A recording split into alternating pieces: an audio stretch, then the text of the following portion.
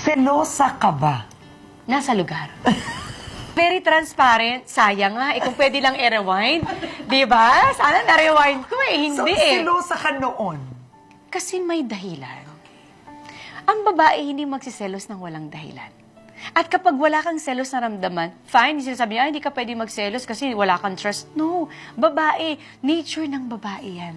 Kapag may nakikita kang alanganin na ginagawa ng babae doon sa partner mo, alangan naman, ay, ang galing, ang sweet nila together, kinikilig ako. My God, napaka-impokrita nun. No, no, no for me, di ba?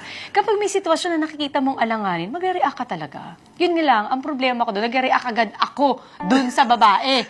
Dapat pala, sa kanya ako nagre-react. Ganon. Mali. Nagbati na ba kayo sa lahat ng babae na inaway mo nun? Parang oo.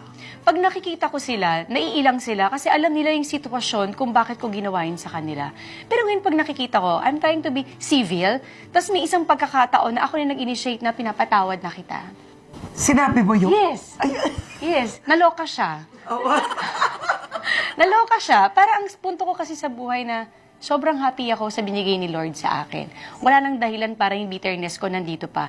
Parang nilet go ko na yan. Parang sa isip-isip ko lang, learn your lesson, girl, ha? Huwag mo nang gawin sa iba yan. Parang ganon. Pero alam mo yun, mas masarap pa din yung wala kang kaaway na pinapatawad mo yung mga taong nakagawa ng kasalanan sa'yo.